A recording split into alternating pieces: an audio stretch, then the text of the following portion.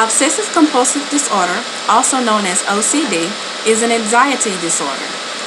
An anxiety disorder is when you feel fear or as if you're in danger.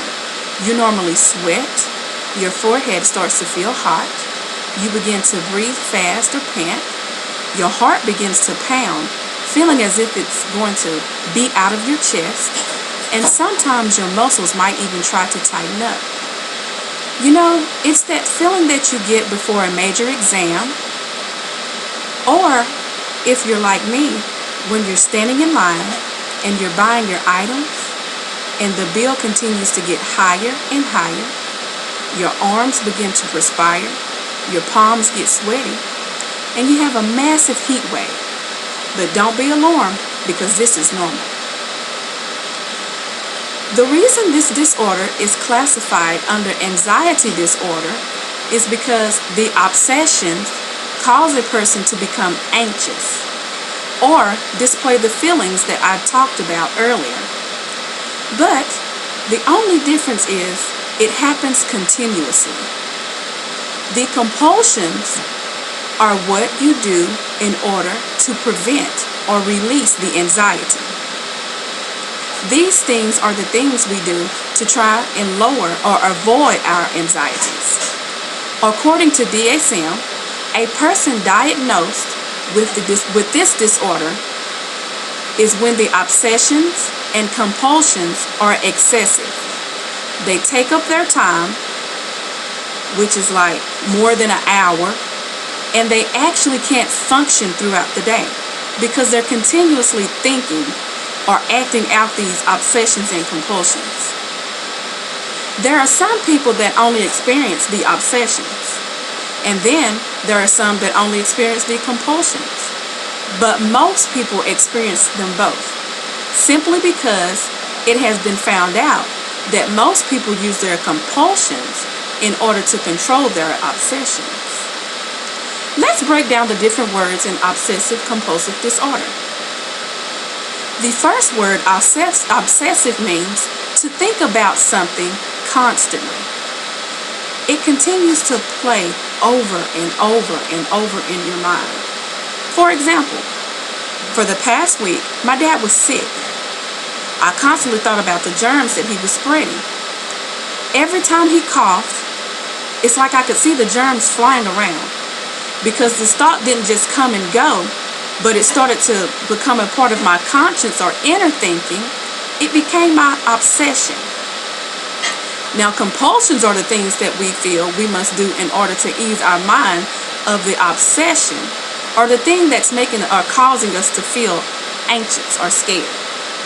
And yes, you guessed correctly, I clean constantly.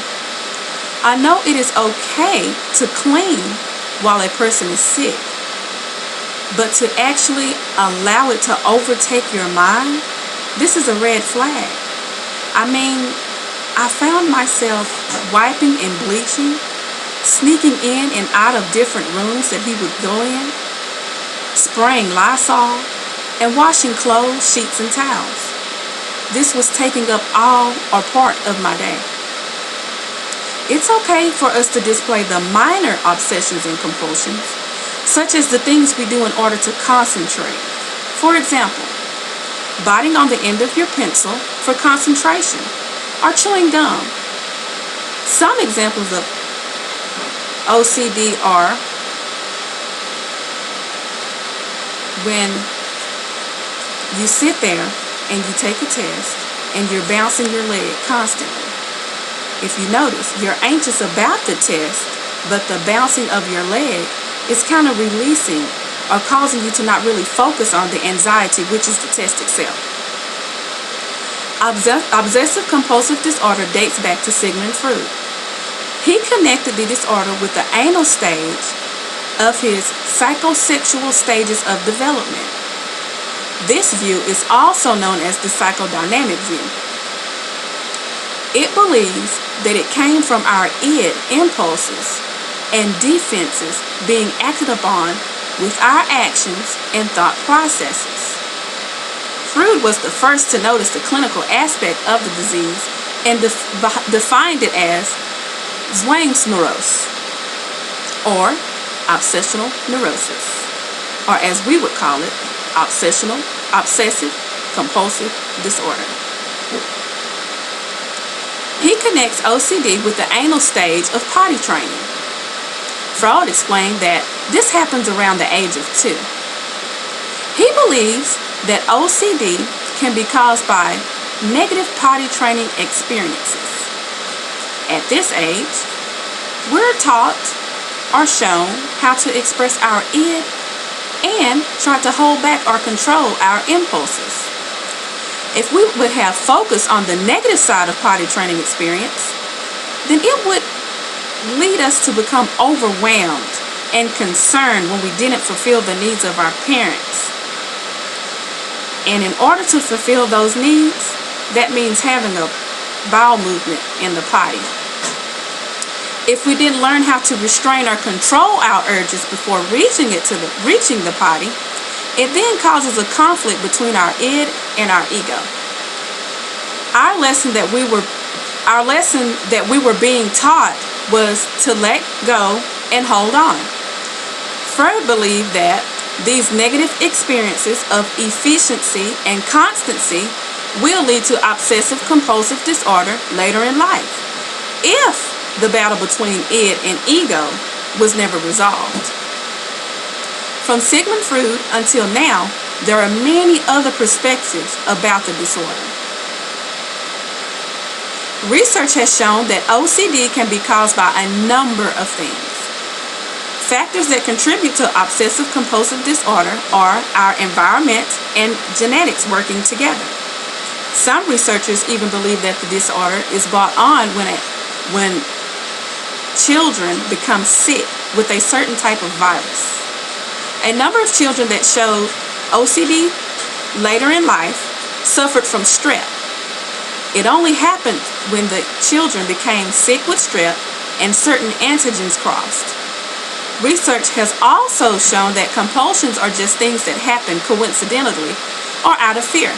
For example, if you are scared and you bite on the end of your pencil, it will make your scary feeling go away.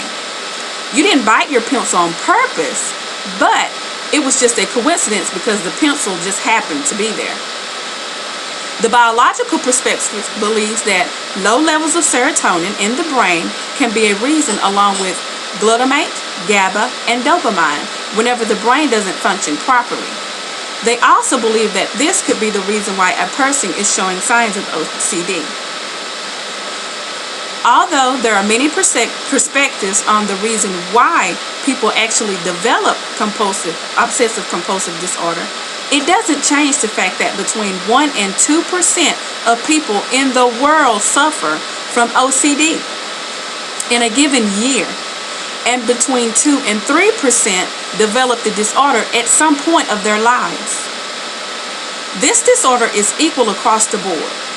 I say this because it's equally common in women, men, different races, and ethnic groups.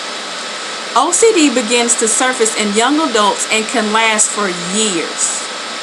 Out of all the people that actually have the struggles and live with OCD, it has only been estimated that more than about 40% of people actually get therapy and win their lives back from this terrible, horrible disorder.